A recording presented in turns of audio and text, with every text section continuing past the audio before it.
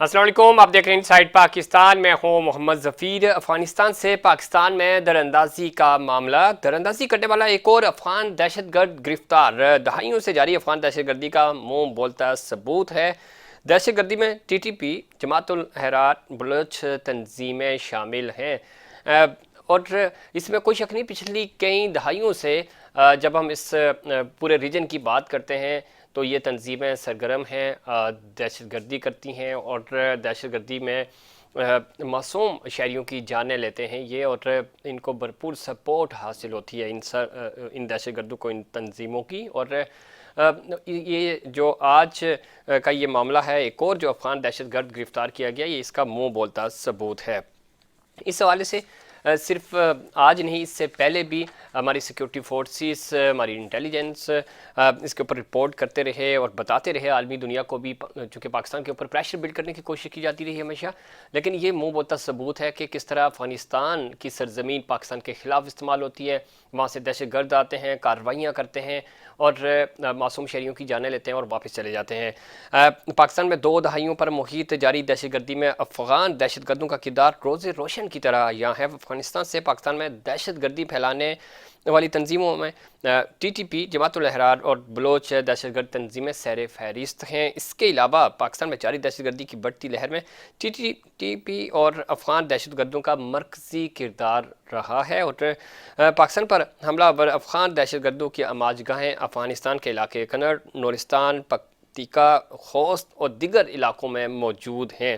23 April 2024 کو بلوچستان کے علاقے ضلع پشین میں سیکیورٹی فورسز کے انٹیلیجنس بیسڈ آپریشن کے دوران 3 دہشت گرد ہلاک، جبکہ ایک دہشت گرد جو ہے وہ زخمی حالت میں گرفتار بھی ہوا. گرفتار دہشت گرد کا نام حبیب اللہ عرف خالد ولدخان محمد ہے.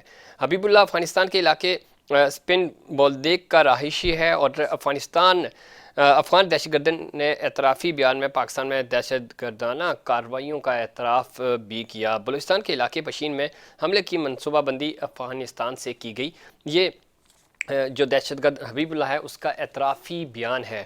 ساتھ ہی ساتھ وہ کہتا ہے کہ حملے کے لیے ہمارے 2 بندوں کو راکٹ لانچر، گرینڈ اور اسلحہ فراہم کیا گیا. یہ بھی اس کا اعترافی بیان ہے. اور ساتھ ہی ساتھ وہ کہتا ہے کہ ہمیں افغانستان کے بارڈر تک افغان طالبان نے مکمل مدد فراہم کی. پاکستان کی سیکورٹی فورسز نے ہمیں نشانہ بنایا، جس کے نتیجے میں ہمارے 2 ساتھی مارے گئے اور میں زخمی ہو گیا. گرفتاری کے بعد احساس ہوا کہ ہمیں اس حملے کے لیے ورغلایا گیا، جو بہت بڑی غلطی تھی. مفتی صاحب کی وجہ سے ہم اور ہمارے گھر والے برباد ہو گئے.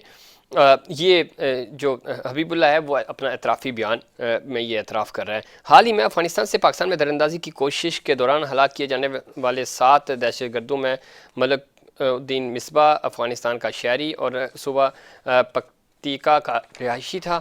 افغان دہشت گردوں کے پاکستان پر حملوں کی طویل فہرست میں سے چند کی تفصیلات کچھ یوں ہیں. مسلم باغ ایف سی کیمپ اور زوب کینٹ پر حالیہ حملے کے دوران ہلاک ہونے والے افغان دہشت گردوں میں حنیف حنزیلہ، مصطفیٰ گر، رحمت، محبت اللہ، عمیر اور عثمان خان شامل تھے. 2022 کے دوران پاکستان میں خودکش حملوں میں ملوث افغان خودکش بمبار نصیب زردان، قاری زبیر ضیاء، اللہ ضیاء اور الرحمان خالد پیش رہے. اس کے علاوہ ماضی میں بھی بین الاقوامی سرحد پر لگائی گئی باڑ کو عبور کر کے پاکستان نے دراندازی کی کوشش میں مارے جانے والے دہشت گردوں میں افغان علاقے خوست کا رہائشی عماد اللہ، محمد خالد، احسان اللہ اور شوکت اللہ شامل تھے. 30 جنوری 2023 کو پولیس لائنز پشاور پر خودکش حملے میں ملوث اور 21 جولائی 2023 کو زوب کینٹ میں پر حملے میں مارے جانے والے 3 افغان دہشت گردوں کا تعلق بھی افغانستان سے تھا. اس کے علاوہ 12 مئی 2023 کو مسلم باغ میں ہونے والے دہشت گرد حملے میں 5، جبکہ 12 جولائی 2023 کو زوب کینٹ پر ہونے والے حملے میں بھی 3 افغان دہشت گرد شامل تھے. جو گرفتار دہشت گردوں کا یہ اعترافی بیان اس بات کا واضح ثبوت ہے کہ افغان طالبان کے کابل پر قبضے کے بعد پاکستان میں دہشت گردی کی کارروائیوں تیزی سے بڑھ گئی ہیں. افغان سرزمین سے دہشت گرد کی پاکستان پر حملے دو معاہدوں کے دوحہ معاہدے کی سراسر خلاف ورزی ہے۔ دوحہ میں جو معاہدہ ہوا تھا اس وقت یہ طے ہوا تھا، امریکہ کا انخلاء ہو رہا تھا، اور یہ بات طے کی گئی تھی کہ اب مزید یہاں سے افغان سرزمین پاکستان کے خلاف استعمال نہیں ہوگی۔ یہ سراسر دوحہ ایگریمنٹ کی خلاف ورزی ہے۔ اقوام متحدہ اور بین الاقوامی طاقتوں کو افغانستان کی جانب سے مسلسل دراندازی اور دہشت گرد حملوں کا سختی سے نوٹس لے کر ذمہ داران کے خلاف سخت کارروائیاں کرنے کی ضرورت ہے۔ اب یہ فیصلہ افغان طالبان نے کرنا ہے کہ انہوں نے دہشت گردی کو پروان چڑھانا ہے یا اسے ختم کرنے کے لیے کوئی جامع حکمت عملی تشکیل دینی ہے، اور یہ بہت امپورٹنٹ ہے خاص طور پہ عالمی طاقتوں کے لیے بھی، چونکہ پاکستان کے نہتے شہریوں کو ٹارگٹ کیا جا رہا ہے، اور افغان سرزمین دہشت گردوں کے ہاتھوں استعمال ہو رہی ہے، اور اس کا نقصان پاکستان کو ہو رہا ہے، عالمی دنیا کو، اقوام متحدہ کو، خاص طور پہ یو ایس کو، ان سب کو، اور خاص طور پہ دوحہ ایگریمنٹ جب کیا گیا تھا، اور اس میں جو لوگ شامل ہیں، جو عالمی طاقتیں ہیں جو ثالثی کا کردار ادا کر رہی تھی، ان سب کو اس کے اوپر عمل کروانا ہوگا۔ اور یہ ایک جب تک افغان جو طالبان ہیں وہ اور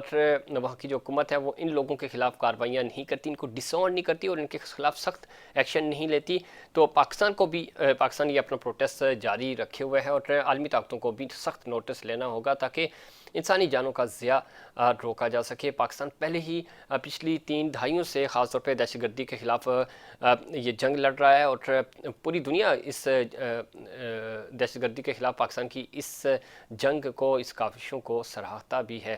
لیکن اب یہ اگر افغان طالبان کی طرف سے یہ زمین، اگر یہ جو دہشت گرد تنظیمیں ہیں ان کی طرف سے کوشش کی جا رہی ہے اور وہ ان کو سہولت کاری فراہم کی جا رہی ہے، تو اس کا بھی نوٹس لینا ہوگا تاکہ انسانی جانوں کا زیان روکا جا سکے، اور پاکستان یہ اپنا حق رکھتا ہے، یہ اپنا پروٹیسٹ جاری رکھے گا جب تک پورے خطے میں امن و امان نہیں ہو جاتا۔ ناظرین، وقت ہوا بریک سے واپس آئیں گے تو بات کریں گے موجودہ سیاسی صورتحال پہ۔